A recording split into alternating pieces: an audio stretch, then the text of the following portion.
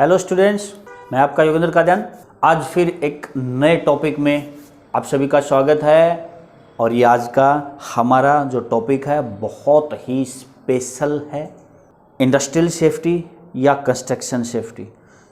Industrial production का काम चल रहा हो या फिर कंस्ट्रक्शन का काम चल रहा हो, ये दोनों के लिए बराबर इम्पोर्टेंट है, दोनों के लिए एक जैसे महत्वपूर्ण महत्व रखता है। ये कन्फाइंड स्पेस आज का हमारा टॉपिक है।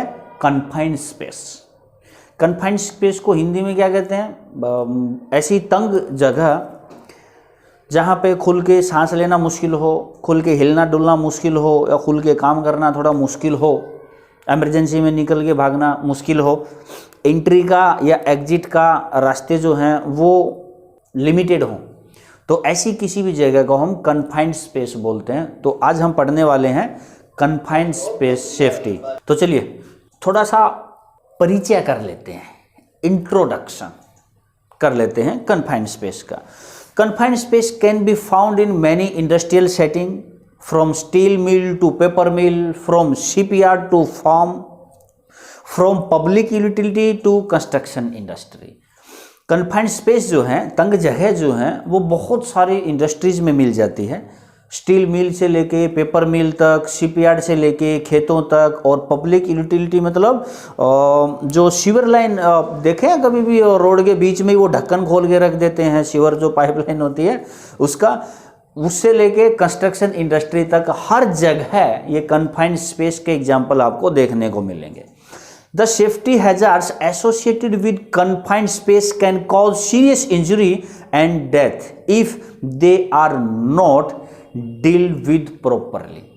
अगर प्रॉपरली डील नहीं की जाए, कन्फाइंड स्पेस में जो एसोसिएटेड हैजार्ड होते हैं, इसके साथ में जो पोटेंशियल जो संभावित खतरे होते हैं, उनको अगर सही से सेफली मैनेज नहीं किया जाए तो बहुत बड़ा नुकसान होता है, सीरियस इंजरी, यहाँ तक कि डेथ भी होती है। और इसका एग्जांपल मैं दे भी सकता हूँ। आप अभी ध्यान देना, न्यूज़पेपर में खासकर जब आपने पढ़ा होगा बचपन में या अभी तक भी, आप कभी भी न्यूज़पेपर पढ़ते हैं तो कभी ना कभी 1-2-4 बार आपके सामने ज़रूर आया होगा कि गहरे सीवर की सफाई करने के लिए उतरे कर्मचारी की दम घुटकर मौत, उसको बचाने गए कर्मचारी की भी दम घुटकर मौत, एक की हालत गंभीर, हॉस्पिटल में भर्ती। इस तरीके की न्यूज़ आपने देखा होगा। वो कन्फाइंड स्पेस सेफ्टी का ही मैटर है।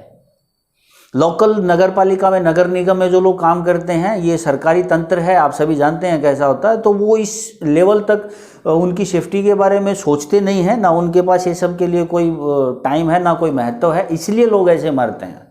लेकिन कंस्ट्रक्शन साइट पे, वहाँ पे कंप्लीटली हम लोग ही रिस्पॉन्सिबल होते हैं। 100% रिस्पॉन्सिबिलिटी। किसी को भी अगर खरोंच भी आती है, किसी को चोट लगती है, इंजरी होती है, एक्सीडेंट होता है, तो उसकी जिम्मेदारी वहाँ काम करने वालों की होती है। इसलिए वहाँ हम इन चीज़ों पे खासकर फोकस करते हैं, ध्यान केंद्रित होता है हमारा। तो आगे बढ़ते हैं। The hazards found in any confined space are generally determined by what is stored inside the space, by what process is taking place inside the space, and by the items surrounding the space। जिस जगह, जिस space में हम काम कर रहे हैं, वहां अंदर क्या रखा हुआ है, वो जगह कौन सी है और किस तरह की है, उसके चारों तरफ क्या है, ये चीजें मैटर करती हैं। हैजार्ड्स इन्हीं चीज़ों से पता चलते हैं कि यहाँ पे किस तरीके के कितने और क्या क्या हैजार्ड होंगे। चलिए आगे चलते हैं। For knowing the safety measures to be taken when working और sending workers in a confined space, it is necessary to know about the confined space, the people who are going to get involved in confined space entry, and the duties of each person to avoid the chance of an accident। For knowing the safety measures जानने के लिए, जब हम workers को confined space में अंदर entry के लिए भेजते हैं, तो उससे पहले हमें ये पता होना चाहिए कि अंदर क्या क्या हैजार्ड्स हैं, क्या क्या संभावना है, इंसिडेंट के कितने चांसेस हैं, और उसके लिए हमें क्या क्या सेफ्टी मेजर्स पहले से इस्तेमाल करने हैं, हमें ये वर्कर जो अंदर जा रहा है इसको क्या क्या पीपीज देना है, इसको क्या क्या अंदर जाके काम करना है, उसको सिखाना है, और उसको सेफ्टी के लिए हमें क्या एडिशनल कुछ अरेंजमेंट्स करनी होंगी। ये सारी चीज़ें हमें कन्फाइंड स्पेस सेफ्टी के अंदर सीखना होता है। तो अब मैं आपको बताऊं, कुछ ऑब्जेक्टिव की बात करते हैं। ऑब्जेक्टिव्स क्या हैं ये चैप्टर के। After completing this unit you will be able to recognise a confined space. आप ये जान जाएंगे कि किस काम को, किस जगह को आप कन्फाइंड स्पेस में कंसिडर कर सकते हैं। And you will be able to identify the hazards associated with a confined space entry. आप ये भी जान जाएंगे कि कन्फाइंड स्पेस एंट्री के साथ, कन्फाइंड स्पेस में काम करने के दौरान क्या क्या खतरे होते हैं, क्या क्या संभावित खतरे वहां पे होते हैं। And also you will be able to understand the duties of different people who are getting involve in confined space entry. And also you able to understand that remedial measures for different hazard in confined space entry। आप यहाँ ये समझ जाएंगे कि अलग अलग duty निभाने वाले कोई सेफ्टी वाचिंग का काम करेगा, कोई सुपरवाइजर का काम करेगा, कोई इमरजेंसी रिस्पांस टीम का काम करेगा, ये सब कोई अटेंडेंट का काम करेगा। तो ये लोग जो अलग अलग ड्यूटीज निभाते हैं, किसकी क्या क्या ड्यूटी होती हैं, ये भी आप समझ जाएंगे। इसके अलावा you can understand the remedial measures of different hazard in confined space entry. Confined space में कितने टाइप के हैजार्ड होते हैं, क्या क्या उनसे नुकसान हो सकता है, ये सब आप इसी चैप्टर में लास्ट तक, इसके ख़त्म होने तक, ये सारी चीज़ जो मैंने अभी बताया आप सीख जाएंगे। तो अभी मैं आपको कन्फाइंड स्पेस के बारे में बता चुका हूँ, फिर भी मैं एक छोटी सी लाइन के साथ में आपको इसका डेफिनेशन देना चाहूँगा। व्हाट इज़ कन्फाइंड स्पेस, ऐसा कभी पूछा जाता है या कभी हम सोचते हैं कि कन्फाइंड स्पेस क्या होता है। So confined space is limited means of access और egress and the area is subject to oxygen deficiency, accumulation of flammable vapors or any airborne contaminant that exceed established permissible exposure limit PEL। इसके बारे में आगे जिक्र करेंगे क्या होता है। तो confined space क्या है?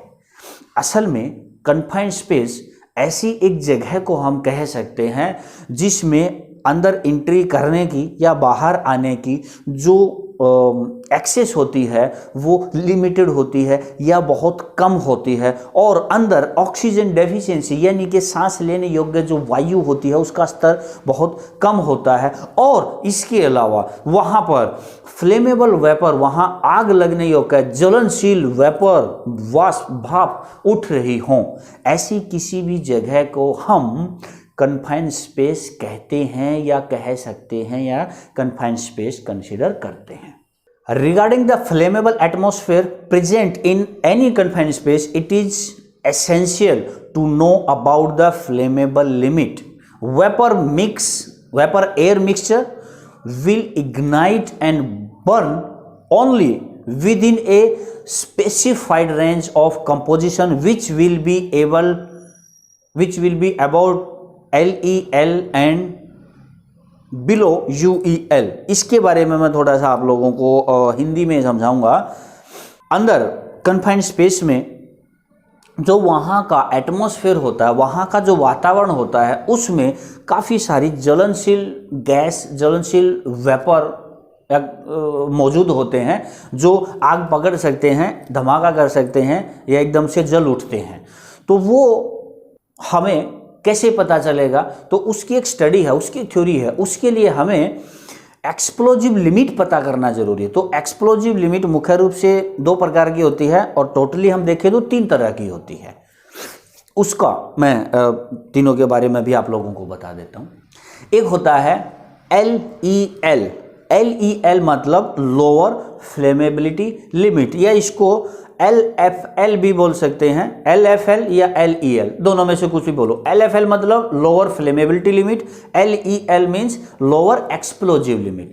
यानी कि the LEL and LFL is the minimum volume percent of fuel in the air that will support combustion. हवा के अंदर ऐसा हवा का या गैसों का मिश्रण या उनका परसेंटेज जो फ्लेमेबिलिटी को, जो ज्वलनशीलता को बढ़ाता है या आग को लगने के लिए, आग को जलने के लिए मदद करता है, हेल्प करता है, वो हमारा एक्सप्लोजिव लिमिट होता है।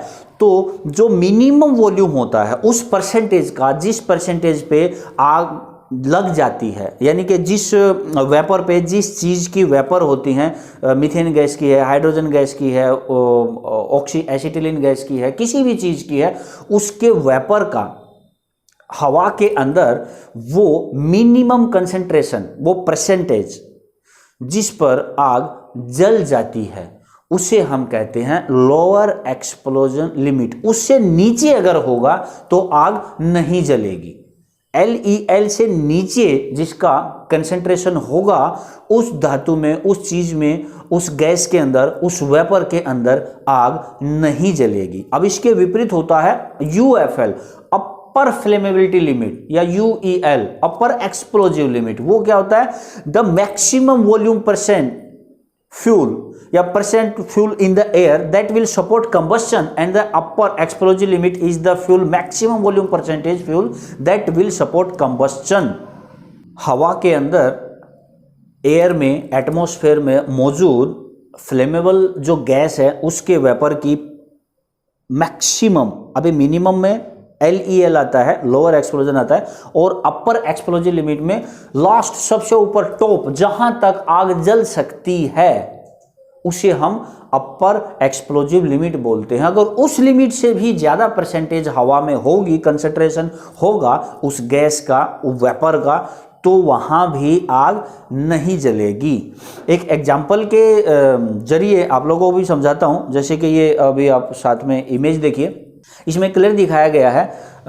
ये पकड़ लीजिए, ये एक लेवल है, इसको हम बोलते हैं PEL, परमिसिबल एक्सप्लोजिव लिमिट, यानी कि यहाँ पे ना बहुत ज़्यादा होता है ना बहुत कम होता है, ये परमिसिबल है। यहाँ पे कोई भी चीज़ जल सकती है, आग पकड़ सकती है, फ्लेमेबिलिटी उसके अंदर, कंबस्शन हो सकता है।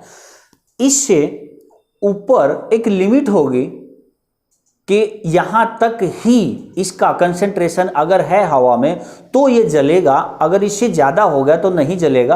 तो ये जो है ये बन गया हमारा अपर एक्सप्लोजिव लिमिट। अब इससे नीचे, PEL से नीचे भी एक लिमिट होती है कंसंट्रेशन की। अगर यहाँ तक कंसंट्रेशन हवा में, परसेंटेज अगर उतना वेपर का है तो ही आग जलेगी। अगर इससे और थोड़ा नीचे चला गया तो आग नहीं जलेगी, तो फ्लेमेबिलिटी वहाँ की ख़त्म हो जाएगी। ठीक है, आई थिंक थोड़ा कॉम्प्लिकेटेड है, लेकिन उतना भी नहीं है। समझना चाहोगे तो बहुत कम शब्दों में आप इसको समझ सकते हो। तो इसके बाद एग्जाम्पल मैं आपको देना चाहूँगा कि कन्फाइंड स्पेस में एग्जाम्पल ऑफ कन्फाइंड स्पेस, क्या क्या वो जगह, क्या क्या वो स्ट्रक्चर्स होते हैं जिसको हम कन्फाइंड स्पेस में कंसीडर करते हैं। टैंक, बहुत बड़े बड़े, जब आप कभी हाईवे से जाते हैं, कहीं भी जाते हैं, तो आपने तेल के, इंडियन ऑयल के, भारत पेट्रोलियम के या हिंदुस्तान पेट्रोलियम के ऐसे बहुत बड़े बड़े टैंक देखे होंगे जिनमें ऐसे गोलदार घुमावदार सीढ़ियाँ चढ़ी होती हैं और ऊपर ऐसे बंद होता है वो बड़े बड़े टैंक। तो वो कन्फाइंड स्पेस में आते हैं क्योंकि इनमें लिमिटेड एक्सेस होता है, मीन्स ऑफ एक्सेस होता है। इसके बाद पाइप्स, बहुत बड़े बड़े पाइप इंडस्ट्रियों में आप खासकर ध्यान देंगे, मैकेनिकल वर्क्स जब होता है तो उसमें ऐसा देखने को मिलता है। बहुत बड़े बड़े पाइप फैक्ट्रियों के टॉप फ्लोर से नीचे आते हैं, नीचे से बहुत बड़े पाइप ऊपर तक भी जाते हैं। या तो पाइपलाइन जो ज़मीन के नीचे से जाती है वो भी कन्फाइंड स्पेस है। इसके अलावा वेसल्स होती हैं, फोटो में जैसे आप देख सकते हैं वेसल्स होती हैं, उनके अंदर भी घुस के अगर साफ सफाई करनी हो, वेल्डिंग करनी हो, कुछ काटना हो, कुछ रिपेयर करना हो, मेंटेनेंस का काम करना हो, तो वो भी कन्फाइंड स्पेस में कंसिडर करते हैं। डक्ट वर्क जो होता है, सिविल इंजीनियर्स तो खासकर समझेंगे इस चीज़ को। डक्ट वर्क, डक्ट तो आप लोगों ने समझा ही, सीखा ही होगा पूरा। तो डक्ट वर्क जो होता है वो भी कन्फाइंड स्पेस में आता है इनलेट बेसिन्स जो होते हैं, इनलेट बेसिन होते हैं, बेसिन का जो अंदर का हिस्सा होता है उसमें जाके भी काम करना पड़े तो भी कन्फाइंड स्पेस है। यूटिलिटी वॉल्ट जो होती हैं, जो सीवर की पाइपलाइन होती हैं या शहर की पानी की सप्लाई की जो पाइपलाइन होती हैं, वो कन्फाइंड स्पेस में आता है। अब स्लज पिट जो होते हैं, कीचड़ के जो गड्ढे होते हैं, वो भी कन्फाइंड स्पेस कंसिडर होता है। बॉयलर या बॉयलर ट्यूब्स जो होती हैं वो एरिया भी कन्फाइंड स्पेस है। इसके अलावा साइलो देखे होंगे या तो राइस मिल में आप देखेंगे या आटा अगर कहीं बनता है, फ्लोर मिल में आप देखेंगे। इसके अलावा अगर आप कंस्ट्रक्शन से या सिविल इंजीनियरिंग से रिलेटेड काम कर रहे हैं तो बैचिंग प्लांट में सीमेंट के आपको वो साइलो दिखाई देंगे। तो ये जितने टाइप के भी साइलो होते हैं ये भी कन्फाइंड स्पेस में कंसिडर होते हैं। इसके अलावा ट्रेंच जो हम खोदते हैं, एक्सकावेशन में और ट्रेंच में क्या डिफरेंस होता है? एक्सकावेशन की चौड़ाई ज़्यादा होती है, गहराई कम होती है। होते दोनों एक्सकावेशन है लेकिन दोनों में डिफरेंस हो जाता है। अगर उसकी चौड़ाई उसकी गहराई से ज़्यादा है, यानी कि चौड़ा ज़्यादा है और गहरा सिर्फ 10, 12, 15, 20 फीट है और चौड़ा उससे भी ज़्यादा है तो एक्सकावेशन में हम कंसिडर करेंगे। लेकिन वही चौड़ाई कम है और गहराई बहुत ज़्यादा है तो उसको हम ट्रेंच में कंसिडर करेंगे और ट्रेंच कन्फाइंड स्पेस का ही एक एग्जाम्पल होता है। तो मेरे ख्याल से इतने सारे एग्जाम्पल काफ़ी हैं ये समझने के लिए कि कन्फाइंड स्पेस किस जगह, किस सिचुएशन, किस स्ट्रक्चर को आप कन्फाइंड स्पेस में कंसिडर कर सकते हैं, कन्फाइंड स्पेस बोल सकते हैं। तो आज ये चैप्टर में इतना ही। नेक्स्ट चैप्टर के साथ जल्दी मिलते हैं। Stay tune.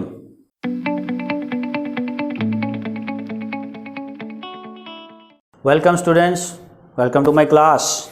चलिए कन्फाइंड स्पेस एंट्री के फर्स्ट चैप्टर में आपने सीखा है कन्फाइंड स्पेस होता क्या है, कन्फाइंड स्पेस की डेफिनेशंस क्या हैं और कन्फाइंड स्पेस के एग्जांपल्स दे के भी आप लोगों को समझाया कि किस किस स्ट्रक्चर को, किस किस चीज़ को, कहाँ कहाँ जो काम हो रहे होते हैं अलग अलग जगह में, आप किसको कन्फाइंड स्पेस में कंसिडर करेंगे, किसको नहीं करेंगे, ये सब आप जान चुके हैं। अब हम आगे पढ़ते हैं कि वो कौन कौन से संभावित खतरे हैं, पोटेंशियल हैजार्ड्स कौन कौन से हैं जो कन्फाइंड स्पेस एंट्री या कन्फाइंड स्पेस में काम करने के दौरान एक्सपोज होते हैं। चलिए बिना देरी किए कम टू द पॉइंट। तो first point is oxygen deficiency. Oxygen deficiency मतलब हमें वातावरण में सांस लेने के लिए ऑक्सीजन एक उचित मात्रा में ज़रूरत होती है और वो होता है अराउंड 21%। मतलब 20 पॉइंट, अभी तो 90, 93 हो गया भाई, घट गया। प्रदूषण इतना हो रहा है चारों तरफ, धुआं और इंडस्ट्रियलाइजेशन बहुत ज़्यादा हो रहा है तो कम हो गया है। लेकिन चलो अपन 21 ही पकड़ते हैं क्योंकि आज भी लोग 21% ही बोलते हैं तो हम भी वही करते हैं। आमतौर पर 21% ऑक्सीजन प्राणवायु हमारे प्राण बचाने के लिए ज़रूरी होती है। पशु पक्षी कोई भी जीव हो, इंसान हो, सब के लिए। अगर उससे कम हो जाए, अगर 21% से कम हो जाए और वही अगर 19 या 19.5, 19 या 19.5% बचे ऑक्सीजन तो जाहिर सी बात है काम करना तो छोड़ो, सांस लेना भी दूभर हो जाएगा, सांस भी ठीक से ले नहीं पाएंगे और इसी कारण चक्कर आने लगेंगे, दिमाग शून्य पड़ जाएगा, काम नहीं कर पाएंगे, कुछ सोच नहीं पाएंगे और धड़ाम से गिर जाएंगे, लगभग बेहोश होने की कगार पर हो जाएंगे। सो ऑक्सीजन डेफिशिएंसी में यही बताया गया है, due to rust formation, chemical reaction due to combustion और any reduction in oxygen in the atmosphere below 19.5% can impair performance level of an employee by causing fatigue and loss of reasoning ability। सोचने की ताकत खो देता है और उसको चक्कर आने लगते हैं, दिमाग काम नहीं करता है और बेहोश होकर गिरने के हालात हो जाते हैं अगर 19.5% पे ऑक्सीजन का लेवल एटमॉस्फेयर में आ जाता है तो। और ये कन्फाइंड स्पेस में होने की संभावना, चांसेस होते ही होते हैं क्योंकि वो जगह बंद है, एक्सेस लिमिटेड है, हवा ठीक से आना जाना वहाँ नहीं होता है। चलिए अगला पॉइंट है ऑक्सीजन एनरिचमेंट। अभी हमने पढ़ा डेफिशिएंसी, अभी पढ़ेंगे ऑक्सीजन एनरिचमेंट। अगर ऑक्सीजन की मात्रा 21% से बढ़ जाए तो क्या होगा? ये सोचने की बात होती है, बढ़ जाए तो ठीक ही है ना, क्या प्रॉब्लम है। सांस लेने में प्रॉब्लम नहीं होगी, मानते हैं, चलो सांस तो ठीक है, ऑक्सीजन जितना अगर मात्रा बढ़ भी गई तो सांस तो नॉर्मली ले सकते हैं, उसमें कोई दिक्कत नहीं आएगी। लेकिन फिर दिक्कत क्या आएगी, through accidental ventilation with oxygen और leakage in oxy acetylene equipment will increase the flammability of materials. अगर एक्सीडेंटली दुर्घटनावश जो वेंटिलेशन होता है, वेंटिलेशन मैं आपको बताता हूँ कि यहाँ पे वेंटिलेशन का मतलब क्या है। हम जब कन्फाइंड स्पेस में अंदर काम कर रहे होते हैं तो हमें अंदर के वातावरण को सांस लेने योग्य बनाने के लिए वेंटिलेशन की जरूरत पड़ती है, कि अंदर की जहरीली गैसों को बाहर फेंकने के लिए या बाहर से ऑक्सीजन को अंदर भेजने के लिए जो इस्तेमाल करते हैं हम इक्विपमेंट्स का, वही वेंटिलेशन होता है। तो वेंटिलेशन गलती से ज़्यादा हो जाए या अंदर हम गैस कटिंग के लिए, मेटल कटिंग के लिए ऑक्सी एसिटिलीन सेट लेके गए और वो लीकेज हो जाए और वहाँ ऑक्सीजन बहुत ज़्यादा हो जाए तो दूसरी गैसों की कंसंट्रेशन वहाँ एटमॉस्फेयर में कम हो जाएगी, जिसकी वजह से वहाँ फ्लेमेबिलिटी इंक्रीज हो जाएगी मटेरियल्स जो अंदर हैं उनकी, ठीक है। और इससे क्या होगा, oxygen level in a confined space should not more than 23.5%। इससे क्या होगा कि वहाँ जो ज्वलनशील चीज़ें हैं ना वो बहुत ज़्यादा उतावली हो जाएंगी जलने के लिए, बहुत जल्दी अगर उन्हें कहीं से भी इग्निशन सोर्स मिल गया तो तुरंत आग पकड़ लेंगी, बाकी नॉर्मल सिचुएशन से अलग हो जाएगा। तो कितना होना चाहिए, मैक्सिमम 23.5% से ऊपर जाना ही नहीं चाहिए। ये भी ज़्यादा ही हो गया है हालांकि, लेकिन फिर भी 23.5 23% से ज़्यादा ऑक्सीजन एटमॉस्फेयर में कंसंट्रेशन में होनी नहीं चाहिए। चलिए अगला पॉइंट है fire and explosion. Fire and explosion ये भी हो सकता है, कभी एग्जाम्पल में देखा होगा, बच्चे करते थे गांव में, हम लोगों ने बचपन में भी किया कि जो नाला होता था काफ़ी दिन से एकदम सड़ा हुआ पानी, वो सब गंदगी उसमें जाती, तो वो क्या करते थे उसमें ऐसे बोलते थे, ऐसे माचिस की तिल्ली जला के और ऐसे उसमें डंडा दे के ऐसे घुमाते थे, कोई लकड़ी डाल के, और फिर फेंकते थे तो एकदम से ऐसे निकलता था, फ्लेम बाहर आती थी, ज्वाला एकदम से भड़कती थी। बचपन में उस चीज़ को तब नहीं समझते थे, अभी समझ रहे हैं। तो कन्फाइंड स्पेस में भी अभी जैसे मैंने बोला कि सीवर लाइन भी तो हो सकती है, पब्लिक यूटिलिटी जो होता है वो भी तो आपकी कन्फाइंड स्पेस में आता है, जहाँ से पूरे शहर की गंदगी जिस पाइपलाइन से बाहर जाती है, उसमें अगर कोई काम करने गया है तो वहाँ भी तो सेम चीज़ जो बचपन में करते थे वैसा बहुत सारी वो जहरीली गैसें और फ्लेमेबल फ्यूम्स जो है, फ्लेमेबल वेपर्स उठते हैं, तो उनमें आग लगने का खतरा रहता है। वहाँ पे अंदर मान लिया कि पेंटिंग का कोई काम कर रहे हैं या कोई और ऐसा फ्लेमेबल लिक्विड जो हमारे अंदर काम का है उसको हम साथ में लेके गए हैं, और वहाँ तब कहीं से भी इग्निशन सोर्स मिला, गैस कटिंग करते टाइम, वेल्डिंग करते टाइम या किसी चीज़ को हथौड़ी से मारते टाइम चिंगारी अगर निकली तो वहाँ जो वेपर उठ रहे होंगे वो फ्लेमेबिलिटी बढ़ जाएगी और आग लगेगी, और एकदम से बंद जगह में ज्वलनशील गैस में अगर ज़्यादा मात्रा में हो और तब आग लग जाए तो एक्सप्लोजन भी हो जाता है। So fire and explosion is an potential hazard in any confined space. अगला पॉइंट है टॉक्सिक सब्सटेंसेस। टॉक्सिक सब्सटेंसेस मतलब ऐसे कुछ कण जो जहरीले होते हैं, in the form of vapour, liquid और solid, that are normally found in confined space. Confined space में आमतौर पर ऐसे कुछ लिक्विड या सॉलिड या वेपर के रूप में जहरीली चीज़ें, जहरीले कण, जहरीले अवयव कंसंट्रेशन मिलते ही हैं, जो या तो सांस के जरिए अंदर चले जाते हैं या आपकी स्किन के जरिए एब्जॉर्ब कर लिए जाते हैं। उनमें से कुछ एक तो इमीडिएट इफेक्ट दिखाते हैं और कुछ एक it's may take long time to affect to your body. कुछ एक होते हैं कि जो धीरे धीरे काफ़ी दिन बाद जाके असर होता है और फिर चमड़ी या सांस लेने में दिक्कत और कहीं ना कहीं इस तरीके की प्रॉब्लम्स होती हैं। ठीक है, अगला पॉइंट चलते हैं फॉलिंग ऑब्जेक्ट्स। अब जब कन्फाइंड स्पेस में काम कर रहे होते हैं तो फॉलिंग ऑब्जेक्ट्स का मतलब कि ऊपर से गिरने वाली वस्तुएं, ऊपर से गिरने वाली चीज़ें। तो डेफिनेटली कि किसी पाइपलाइन में काम कर रहे हैं, किसी साइलो में काम कर रहे हैं, या किसी ऐसी टैंकी में अंदर घुसे हुए हैं, ऊपर एक ही थोड़ा सा रास्ता जगह है, वहाँ कोई टूल्स रखे हुए हैं, कोई आदमी खड़ा हुआ है या कोई और चीज़ ऊपर से अगर गिरी तो डेफिनेटली वो नीचे आके काम करने वाले को ही लगेगी। So falling objects is normally found in confined space. अगला आता है मैकेनिकल इक्विपमेंट्स।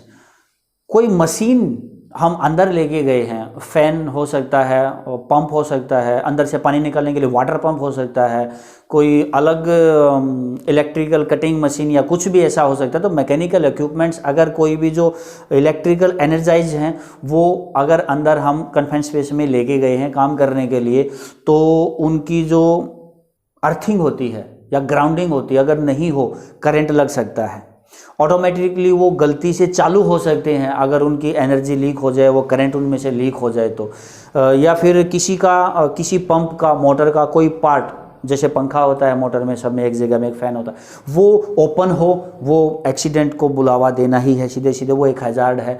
किसी की वो जो बेल्ट होती हैं किसी मशीन पे, पंप पे या कुछ भी अंदर चीज़ और इस्तेमाल करते हैं, वो ओपन हो, इसका कोई भी पार्ट जो क्लोज ना हो, ढका हुआ ना हो, कवर ना हो, वो हज़ार्ड है हमारे लिए। इसके अलावा एक लास्ट पॉइंट और आता है इलेक्ट्रिकल शॉक। इलेक्ट्रिकल शॉक अंदर कुछ इंस्टॉलेशन हो, अंदर कुछ बिजली की चीज़ें, बिजली की मशीन इक्विपमेंट्स हम इस्तेमाल कर रहे हैं, बिजली की लाइटिंग इस्तेमाल कर रहे हैं, वो अगर प्रॉपरली इंसुलेटेड नहीं है, उनकी जो कॉर्ड वायर कहीं से कटी हुई हैं, टेप लगी हुई हैं, या पानी में से उसको लेके जा रहे हैं, गुजार रहे हैं, तो उसमें करंट लगने के काफ़ी चांसेस होते हैं। So electrical shock is also found in confined space. तो ये हैजार्ड्स मेरे ख्याल से जो नॉर्मली जो पोटेंशियल होते हैं वहाँ पे संभावना होती है कन्फाइंड स्पेस में, आप इनके बारे में तो जान चुके हैं। अब परमिट एंड प्लानिंग एक और छोटा सा पार्ट आता है, पॉइंट आता है, इसके बारे में जान लेते हैं। Permits and plannings. किसी भी कन्फाइंड स्पेस में एंट्री करने से पहले या कामगारों को भेजने से पहले वहाँ पे कन्फाइंड स्पेस एंट्री परमिट या सेफ वर्किंग परमिट लेना बहुत ज़रूरी है। Safe work permit should be obtained before start any confined space work. इसके अलावा जॉब सेफ्टी एनालिसिस और रिस्क असेसमेंट प्रिपेयर करने होते हैं काम स्टार्ट करने से पहले, बहुत ज़रूरी। अगर हाई हैज़ार्ड एंट्री है तो बिल्कुल भी जीएसए और हैज़ार्ड असेसमेंट, रिस्क असेसमेंट के बिना कभी भी एंट्री नहीं देनी है। इसके अलावा इलेक्ट्रिकल मैकेनिकल इक्विपमेंट्स जब हम यूज करते हैं तो उनको इंसुलेटेड होना ज़रूरी है। ये प्लानिंग की मैं बातें बता रहा हूँ कि परमिट और प्लानिंग के अंदर क्या क्या चीज़ें कवर करते हैं हम लोग। एंड आइडेंटिफिकेशन ऑफ सब कॉन्ट्रैक्टर और other parties who are responsible to open and close confined space। उन लोगों को, उस टीम को, उन पार्टी को आप आइडेंटिफाई पहले करेंगे जिनको कन्फाइंड स्पेस ओपन करना और लास्ट में क्लोज करना है, ताकि उनको ट्रेन कर सकें, पता कर सकें कि वो सही से काम करेंगे या नहीं करेंगे। डेली वर्क परमिट रिक्वायर्ड होंगे रेगुलर, जैसे काम ख़त्म होता है दूसरी शिफ्ट आती है तो उसको रिन्यू करना ज़रूरी है। उसके अलावा वेंटिलेशन रिक्वायरमेंट, अगर वेंटिलेशन रिक्वायरमेंट है तो वेंटिलेशन के लिए कौन सा इक्विपमेंट्स यूज़ करना है और कितना वेंटिलेशन करना है वो पहले से प्लान किया जाएगा। Air quality testing procedure, air quality testing procedure is most important activity in any confined space entry work. PPs required, जो भी पीपीज चाहिए वहाँ पे वो सभी क्या क्या रिक्वायरमेंट पड़ेगी, हमें हेलमेट चाहिए, जूते चाहिए, हमें ईयर मफ चाहिए, हमें वेल्डिंग फेस मास्क चाहिए, या नॉर्मली हमें नोज मास्क चाहिए, गॉगल्स चाहिए। इसके अलावा अगर अंदर वेंटिलेशन पॉसिबल नहीं है, नहीं कर सकते हैं और एटमॉस्फेयर काम करने के लायक नहीं है तो हमें रेस्पिरेटरी प्रोटेक्शन जो होती है, सांस लेने के लिए जो हमारे ब्रीदिंग ऑपरेट्स होते हैं वो ओपन सर्किट हो, क्लोज सर्किट हो, वहाँ पे जो भी इस्तेमाल करने के लिए ज़रूरी हो उसकी रिक्वायरमेंट पड़ेगी और वो पहले से हमारा प्लानिंग में इंक्लूड होगा। अगला आता है लाइटिंग रिक्वायरमेंट। अंदर में लाइटिंग रिक्वायरमेंट कितना है, कितने वोल्ट का, 1 2 3 4 या कितने बल्ब लगाने पड़ेंगे, किस तरह की लाइट लगानी पड़ेगी। अगर पावर कट हो जाता है तो इमरजेंसी लाइटिंग हमारे पास बैकअप क्या है, वो चीज़ें भी प्लानिंग में इंक्लूड होती हैं। इसके बाद जो टूल्स या इक्विपमेंट्स होते हैं वो सारे के सारे इंसुलेटेड होते हैं, एक्सप्लोजन प्रूफ होते हैं और GFCI इक्विप्ड होते हैं। GFCI मतलब ग्राउंड फॉल्ट सर्किट इंटरप्टर, ये लगा हुआ होना चाहिए। कन्फाइंड स्पेस में जो भी टूल्स हम इस्तेमाल करेंगे उसमें एक फायर प्रोटेक्शन आता है प्लानिंग के अंदर, कि जब कन्फाइंड स्पेस में कहीं भी अंदर काम चलेगा तो वहाँ किस तरह का काम होगा और हमें फायर प्रोटेक्शन के लिए क्या क्या फायर के इक्विपमेंट्स, एक्सटिंग्विशर के अलावा कुछ और भी चाहिए या कितने एक्सटिंग्विशर चाहिए और किस क्लास के चाहिए, कौन सी कैटेगरी के चाहिए, कितनी क्वांटिटी में चाहिए, ये पहले से प्लान करके रखना होगा। रेस्क्यू टीम कौन सी होगी, रेस्क्यू इक्विपमेंट्स कौन से होंगे, रेस्क्यू प्लान क्या होगा, ये भी हमारा प्लानिंग का पार्ट है और ये सभी काम पहले ही किए जाते हैं। और एक खास बात कि कोई भी काम शुरू करने से पहले एक प्री एंट्री सेफ्टी मीटिंग ली जाती है, जिसमें हमारे काम करने वाले और रेस्क्यू ऑपरेशन में जितनी भी टीम होती है वो सभी अटेंडेंट, सुपरवाइज़र, सेफ्टी ऑफिसर सभी लोग इंक्लूड होते हैं और चर्चा की जाती है मीटिंग में इस बारे में कि कैसे कैसे काम होगा, कितने लोग अंदर जाएंगे, कितनी देर का काम होगा, कैसे कम्युनिकेशन होगा सबके बीच में, ये सब चीज़ें क्लियर होती हैं। तो आज इतना ही, मेरे ख्याल से काफ़ी है पढ़ने के लिए। इतना एक दिन में बहुत ज़्यादा एक ही क्लास में देंगे तो बाउंसर जाने लगेंगे फिर, और वो हम नहीं चाहते हैं। हम चाहते हैं जितना पढ़ें उतना प्रॉपरली समझ में आपको आए।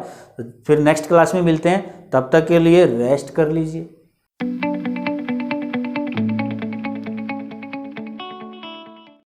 हेलो स्टूडेंट्स, स्वागत है आप सभी का आज की क्लास में। कन्फाइंड स्पेस सेफ्टी तीसरा चैप्टर, थर्ड चैप्टर आज पढ़ने वाले हैं हम लोग। तो इसमें 2-3 पॉइंट कवर करेंगे। तो सबसे पहले चलिए स्टार्ट करते हैं। सबसे पहले हम पढ़ेंगे पर्सनल प्रोटेक्टिव इक्विपमेंट्स। इसमें बोलने को बहुत ज़्यादा नहीं है, पिछली क्लासेज में थोड़ा थोड़ा करके पीपीज के बारे में हम लोग बोल चुके हैं। फिर भी पॉइंट है तो पॉइंट को क्लियर करना ज़रूरी है। तो पर्सनल प्रोटेक्टिव इक्विपमेंट्स वो इक्विपमेंट्स होते हैं जो पर्सनली किसी भी व्यक्ति की सुरक्षा करते हैं। अगर मैं हेलमेट पहनूंगा तो मेरे ही सर की सुरक्षा होने वाली है, वो दूसरे की नहीं होगी। इसलिए इसको हम personal protective equipments PPE shortcut में बोलते हैं। तो कन्फाइंड स्पेस में काम करने के लिए मुख्य रूप से सेफ्टी शूज़ या ज़्यादातर सेफ्टी बूट की ज़रूरत पड़ती है। ठीक है, सेफ्टी शूज़ कम, सेफ्टी बूट चाहिए उसके लिए। तो सेफ्टी बूट, हार्ड हैट बोले तो हेलमेट, सेफ्टी आई वेयर मतलब आँखों के लिए गॉगल्स, और हैंड ग्लव्स। अगर अंदर चिपिंग वर्क करना है, कटिंग वर्क करना है या कुछ और जिसमें ज़्यादा साउंड आती है, अगर ऐसा कुछ काम करना है तो फिर ईयर प्रोटेक्शन भी हमें चाहिए होगी। और कन्फाइंड स्पेस में हम ऐसा कुछ कर रहे हैं कि उसके ग्राउंड लेवल से ऊपर हाइट आता है उसमें, तो सेफ्टी बेल्ट वहाँ पे हमें यूज़ करना है। और जहाँ सांस नहीं ले पा रहे हैं ठीक से, जहाँ सांस लेना थोड़ा मुश्किल होता है, वहाँ पे रेस्पिरेटरी प्रोटेक्शन यानी कि ब्रीदिंग अपरेट्स का इस्तेमाल किया जाता है। वर्कर विल बी, ध्यान दीजिए, worker will be trend in the proper use of all PPs or all type of PPs and will be familiar with their limitation। सभी कामगारों को, सभी कर्मचारियों को, सभी वर्कर्स को जो PPs उनको दिए गए हैं उनको ठीक से इस्तेमाल करना, ठीक से पहनना और उनकी लिमिट्स के बारे में उनको जानकारी देना बहुत ज़रूरी है। कि आपने जो हेलमेट पहना है ये इतनी ही स्ट्रेंथ तक आपके सर को बचा सकता है। जो आप हैंड ग्लव्स पहने के जा रहे हैं ये इतने वाट तक के करंट से आपको बचा सकता है। ये जो गमबूट आप पहन के जा रहे हैं इसमें सिर्फ इतने फीट, इतने इंच, इतने मीटर तक कीचड़ या पानी होगा तो ही यह आपको बचा पाएगा। तो उनकी लिमिटेशन भी उनको बच्चों को वर्कर्स को मालूम होनी चाहिए। तो पीपीज में इतना ही है, ज़्यादा कुछ नहीं कर सकते इसमें। वेंटिलेशन के अंदर मैं आप लोगों को अभी बताऊंगा कि वेंटिलेशन क्यों ज़रूरी है और किस तरह से हम वेंटिलेशन करते हैं। तो देखिए, वेंटिलेशन का मतलब है कि वातानुकूलित करना। गर्मी हो तो टेम्परेचर थोड़ा कम करना, टेम्परेचर ज़्यादा हो तो उसको थोड़ा कम करना, अगर अंदर जहरीली गैसें ज़्यादा हैं या डस्ट ज़्यादा है तो उसको बाहर निकालना, अगर अंदर सांस लेने लायक हवा नहीं है, ऑक्सीजन की कमी है तो बाहर से ऑक्सीजन को अंदर भेजना, ये सभी काम वेंटिलेशन द्वारा ही किए जाते हैं। Natural ventilation in confined space is usually minimal, therefore ventilation by mechanical means shall always be made available। बाहर फैन या पंप लगा के और एक मोटा सा पाइपलाइन अंदर की तरफ ले जाके छोड़ देते हैं और उसको थोड़े थोड़े इंटरवल पे चालू करते रहते हैं ताकि अंदर ऑक्सीजन का लेवल बराबर बना रहे। Common types of mechanical ventilation are fume exhauster, electrical fan. Fume exhaust मतलब एग्जॉस्टर जो आपने देखे होंगे इंडस्ट्रियों में, फैक्ट्रियों में, कई जगह। देखिए वेंटिलेशन भी कई तरह का होता है। वेंटिलेशन एक तो अपने फैक्ट्रियों की छतों पे कैसा मोटा गोल लट्टू सा होता है, मटका सा, ऐसे वो घूमता रहता है, वो भी वेंटिलेशन है। और अपने विंडो पे जैसे अभी आजकल किचन में भी लगा देते हैं, ऐसा इंडस्ट्री में थोड़ा बड़ा होता है, वो विंडो पे आपने लगा देखा होगा, जो अंदर की गर्मी को, फ्यूम्स को या अंदर के जो डस्ट है उसको बाहर फेंकता है।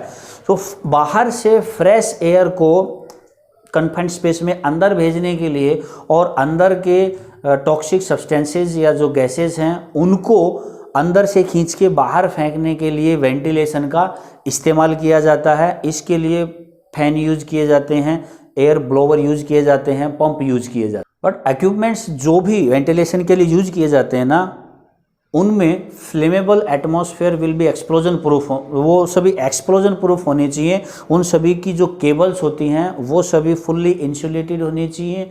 सभी के सभी इक्विपमेंट्स बॉडी अर्थिंग और ग्राउंडिंग कनेक्टेड होने चाहिए। किसी में भी करंट लगने की ऐसी कोई संभावना ना बचे, ये चीज़ हमारे लिए बहुत ज़रूरी होती है। तो वेंटिलेशन से आगे एक और चीज़ इसके बारे में जो जानना ज़रूरी है कन्फाइंड स्पेस में, बेसिक इन्फॉर्मेशन जो है वो होती है air quality testing. Air quality testing जैसे कि नाम से अब आप समझ रहे हैं कि हवा जहां हमें काम करने के लिए जाना, जहां हमारे वर्कर्स को काम करने के लिए हम भेज रहे हैं, वहां का हवा जो है, वहां की जो वायु है उसकी क्वालिटी कैसी है, उसमें कितनी गैस कितने परसेंटेज पे है, वो चेक करना ही एयर क्वालिटी टेस्टिंग कहलाता है। एयर क्वालिटी टेस्टिंग के अलग से कोर्स भी होते हैं, काफ़ी लंबा चैप्टर भी होता है। यही चैप्टर एक दो महीने तक भी चलता है, बहुत सारा है, लेकिन हमें तो इसके बारे में मोटा मोटा जानना है। Prior to entry into a confined space at the atmosphere will be tested and then again the predetermined intervals. Ideally air monitoring is continuous for the entire period that a confined space exposure is occupied by a worker. A log will be kept of all reading and times that readings are taken। जब तक confined space के अंदर worker काम कर रहे हैं, जब तक भी काम चलता रहेगा, तो एक इंटरवल के बाद कि जब पहली बार एयर टेस्टिंग करेंगे ना, तो हमें पता चल जाएगा कि इसमें ऑक्सीजन की और बाकी गैसों की कितनी क्वांटिटी है, तो यहाँ की एयर क्वालिटी जो है वो सांस लेने के लिए कितनी कम है या कितना ज़्यादा है, कितना सही है, कितना गलत है, प्रॉपर है कि नहीं है। तो उससे अंदाज़ा हो जाता है कि कितने इंटरवल के बाद, 1 घंटा, 2 घंटा, आधा घंटा, 1.5 घंटा, 5 घंटे, 6 घंटे, कितनी टाइम के बाद हम दोबारा, कितने इंटरवल के दोबारा एयर टेस्ट करेंगे। ठीक है, तो इंटरवल के बाद एयर टेस्टिंग चलती रहेगी जब तक वहाँ काम चल रहा है, और एक लॉग बुक, एक रजिस्टर बनेगा जिसमें टाइम और उसकी क्वालिटी टेस्टिंग का पूरा डाटा रिकॉर्ड किया जाएगा। हर बार, जितनी बार भी हम उसको चेक करेंगे। कुछ एक पॉइंट्स चेक करने के लिए क्या क्या उसमें ध्यान देना होता है। Objectives of the test is to check the quality of air. Test का ऑब्जेक्टिव यही है, टेस्ट का सीधे मतलब यही होता है कि हमें एयर क्वालिटी ही टेस्ट करनी है कि वो सांस लेने के लिए कितना योग्य है। With in the entire space at several locations. देखिए, जब एंटायर स्पेस का मतलब यहाँ पे आता है कि किसी भी वेसल के अंदर, किसी पाइपलाइन के अंदर, किसी साइलो के अंदर या किसी कुएं के अंदर जब हम एयर क्वालिटी टेस्टिंग के लिए जाते हैं, तो हर एक जगह उस कन्फाइंड स्पेस के अंदर हर एक लोकेशन, हर एक कोना चेक करना होता है। क्योंकि बाहर दरवाजे के पास जो एयर क्वालिटी होगी ना, उस कन्फाइंड स्पेस के बिल्कुल लास्ट पॉइंट पे वो सेम क्वालिटी नहीं हो सकती है। किसी भी एंट्री एक्सेस के पास में एयर क्वालिटी ज़्यादा अच्छी होती है, क्योंकि वहाँ पे ऑक्सीजन और बाकी हवा का थोड़ा सा वेंटिलेशन चलता रहता है, लेकिन लास्ट पॉइंट तक उतना नहीं होता है। इसीलिए एयर क्वालिटी टेस्टिंग जब भी करते हैं तो हर एक कोने तक, पूरी लोकेशन में एक एक पॉइंट तक एयर क्वालिटी को टेस्ट किया जाता है। Okay, all levels will be tested so that light and heavy gases can be detected. Her level पे अगर टेस्ट किया जाएगा तो हमें हैवी गैस और लाइट, मतलब कि कौन सी गैस ज़्यादा हैवी क्वांटिटी में है और कौन सी ज़्यादा लाइट क्वांटिटी में है, वो सभी डिटेक्ट कर पाएंगे। All compartments will be tested.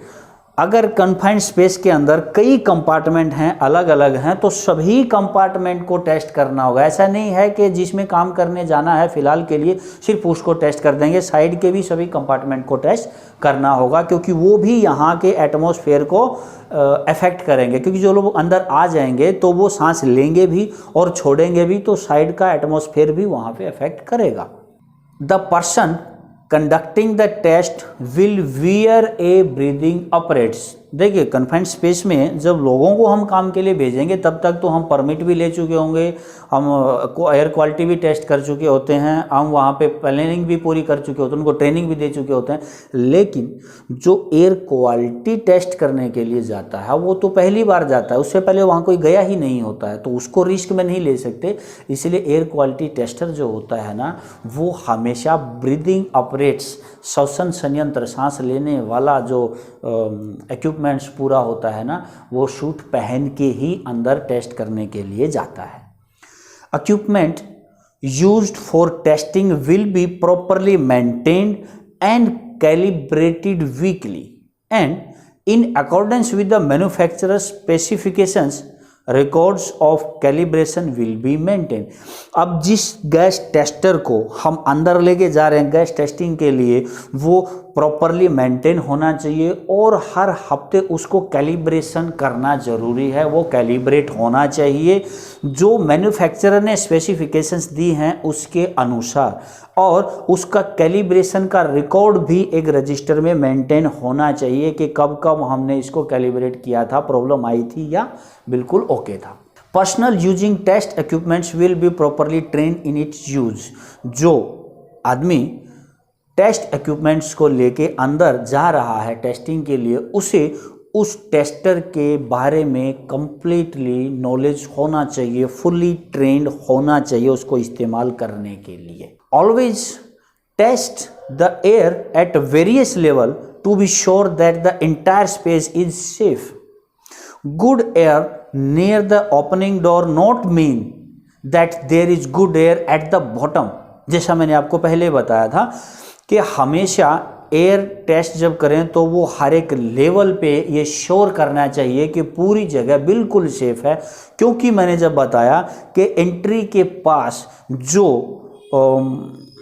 Quality level होता है वो बहुत अच्छा होता है, लेकिन ज़रूरी नहीं है कि बॉटम में या लास्ट पॉइंट पे जाके भी वही एयर क्वालिटी आपको मिले, दोनों में बहुत डिफरेंस होता है। Any time a limit is exceeded all personnel shall immediately exit the space and nobody shall enter until the atmospheric condition are returned to safe level। अगर किसी टाइम कभी भी ऐसा लगे कि यहाँ पे फ़िलहाल सांस लेना मुश्किल है, काम करना मुश्किल हो रहा है, तो इमीडिएटली पूरी टीम को, सभी वर्कर्स को तुरंत बाहर निकाल देना, और जब तक वापस एंट्री नहीं देनी है जब तक कि वहाँ वापस वो सेफ लेवल के अंदर का जो एटमॉस्फेयर है वो सेफ लेवल जोन में नहीं आ जाता है, सांस लेने योग्य वहाँ पे एटमॉस्फेयर नहीं बना दिया जाता है। अगला एक ही मेन मुख्य आपका पॉइंट बचता है, सेफ्टी प्रिकॉशंस क्या क्या होनी चाहिए, वो अगले चैप्टर में पढ़ेंगे। फिलहाल इस चैप्टर में यहाँ तक का काफ़ी है, तो सेफ्टी प्रिकॉशंस का नेक्स्ट चैप्टर जल्दी मिलते हैं। तब तक के लिए स्टडी करते रहिए।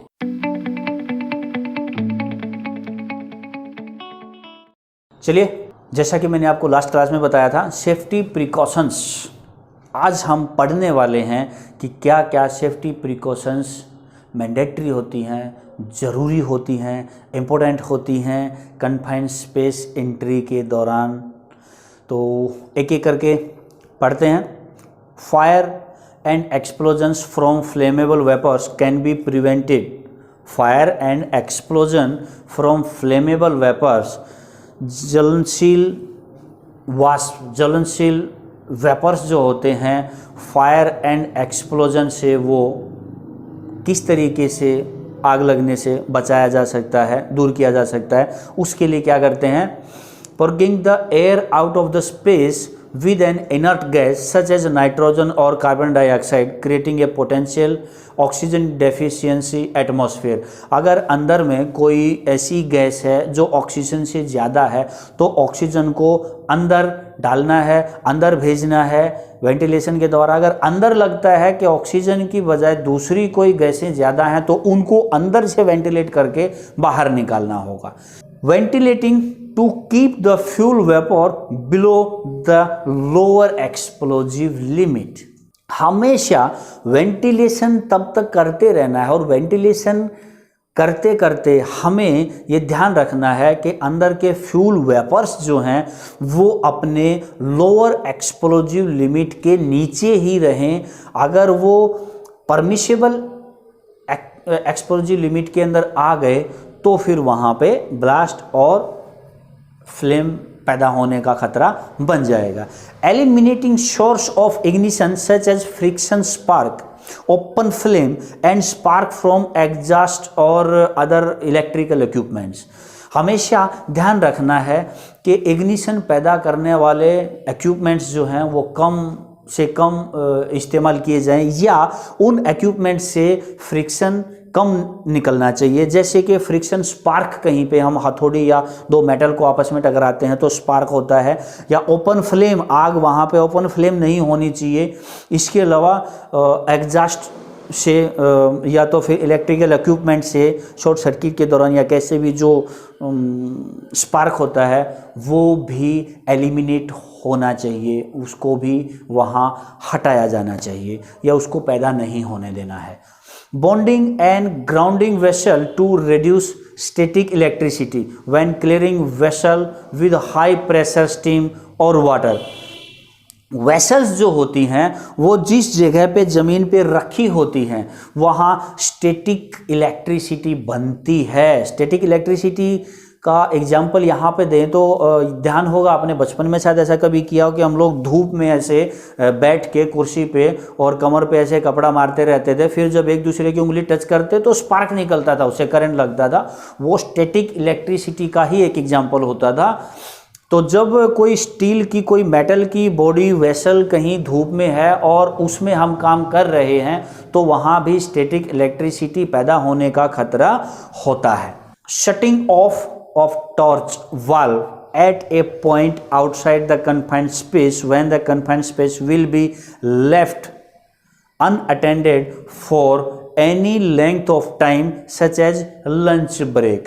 देखिए, कन्फाइंड स्पेस में जब भी अंदर में कहीं पे हम लोग गैस कटिंग का कोई भी काम करते हैं तो जो हमारे एसिटिलीन ऑक्सीजन के जो सिलेंडर होते हैं वो अंदर नहीं लेके जाते हैं, वो बाहर ही रखे होते हैं। तो अंदर कुछ टाइम के लिए या थोड़े ज़्यादा टाइम के लिए, लंच ब्रेक के लिए अगर काम बंद होता है तो जो टॉर्च की वाल्व होती हैं वो सिर्फ अंदर से ही नहीं, वो बाहर मेन सिलेंडर से भी उनको स्विच ऑफ कर देना है, उनको ऑफ करना है, उनको बंद करना है। Torch and hose will be removed from the confined space when being left overnight. अगर काम खत्म हो गया है और कल से काम शुरू होना है तो पूरी रात अगर वो आइडल खाली पड़े हों, ऐसे में हमें उठा के अंदर से टॉर्च और हौज जो होती हैं गैस कटिंग की या किसी भी दूसरे काम के लिए इस्तेमाल हो तो उनको निकाल के बाहर रख देना चाहिए, उनको अंदर छोड़ना नहीं होता है। एम्प्लॉइंग या displaying a no smoking policy और board in and around the confined work space. जहाँ कन्फाइंड स्पेस में वह काम चल रहा है वहाँ no smoking zone, no smoking, धूम्रपान निषेध का बोर्ड डिस्प्ले होना चाहिए, अंदर साइड बाहर साइड दोनों तरफ। storing all combustible and flammable material outside the confined space until ready for use।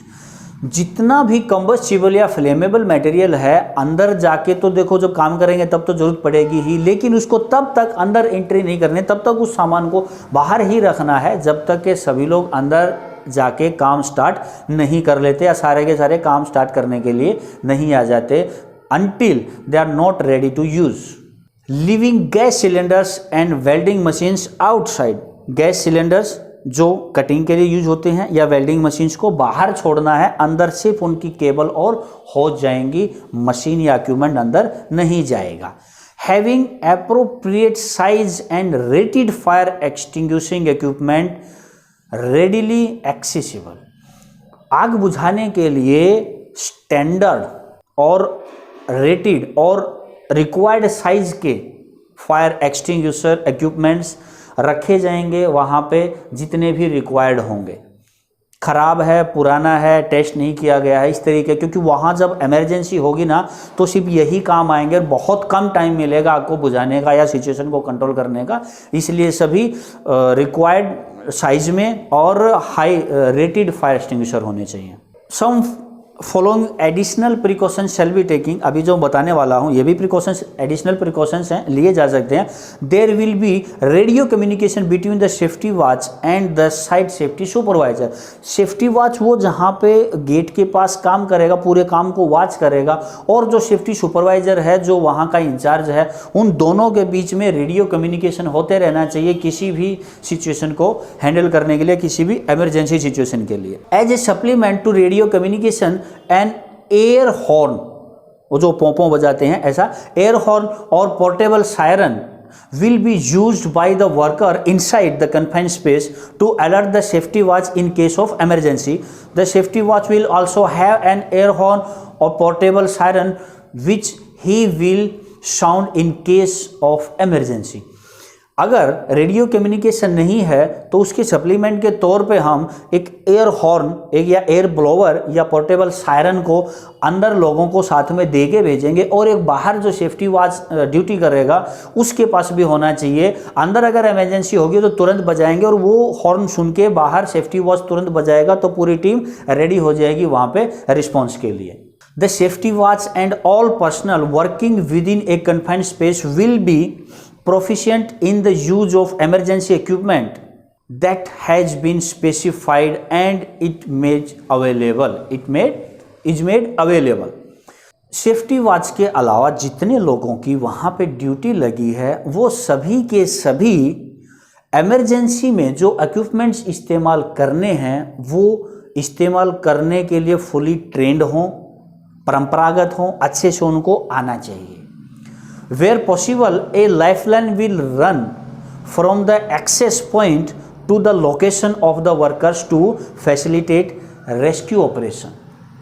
जहाँ पे लोग काम कर रहे हैं वहाँ से लेके और जहाँ उन्हें रेस्क्यू करके लेके आना है वहाँ तक अगर पॉसिबल हो तो एक लाइफलाइन भी बांध के रखनी चाहिए बाहर से लेके अंदर तक, और किसी भी तरीके का रेडियो कम्युनिकेशन या हॉर्न कुछ भी वो ना बजा पाए, ऐसी सिचुएशन आ जाए तो ऐसा कुछ एक इशारा होना चाहिए कि वो रस्सी को एक बार खींचेगा तो उसका क्या मतलब है, दो बार खींचेंगे तो क्या मतलब है, तीन बार अगर झटका देंगे तो क्या मतलब है, या लाइफलाइन के जरिए अंधेरे में भी या किसी इमरजेंसी सिचुएशन में जो रेस्क्यू टीम है वो लाइफलाइन को पकड़ के उनके जरिए उनको ये पता चल सके कि किस लोकेशन में वर्कर हैं और लाइफलाइन के जरिए वहाँ तक पहुँच के उन्हें निकाल के ला सकें। इन पर्पज़ के लिए लाइफलाइन को इस्तेमाल किया जा सकता है। Where practical, each worker will wear a harness attached to the lifeline to facilitate efficient rescue operation. अगर अंदर नीचे बहुत सीवर लाइन में, गहरे सीवर में अगर काम करने के लिए गए हैं तो सेफ्टी बेल्ट के साथ एक लाइफलाइन भी नीचे तक जाएगी जो काम करने वाले के लिए भी सुरक्षा प्रदान करेगी, और इमरजेंसी में अगर उसको रेस्क्यू करना पड़ा तो रेस्क्यू टीम के लिए भी वो काफ़ी मददगार साबित होगी। Trained personnel outside the confined space will aid in any rescue operation. किसी भी इमरजेंसी सिचुएशन में रेस्क्यू ऑपरेशन के लिए कन्फाइंड स्पेस के बाहर हमेशा ट्रेंड लोगों की टीम होनी चाहिए। ट्रेंड लोग वहाँ पे हमेशा अवेलेबल होने चाहिए किसी भी तरह की मदद के लिए। Sufficient access to the confined space access और egress point will be maintain for rescue vehicle and personal. जहाँ पे काम चल रहा है वहाँ तक इमरजेंसी में रेस्क्यू टीम या रेस्क्यू के लिए जो इमरजेंसी व्हीकल है वो पहुंच सके, उसकी एक्सेस वहां तक हो सके, इसके लिए रास्ते को हमेशा नीट, क्लीन, साफ सुथरा और खुला रखना है। इसके बाद एक पॉइंट आता है erection of sine at the entry of all open manhole, tank, vessel.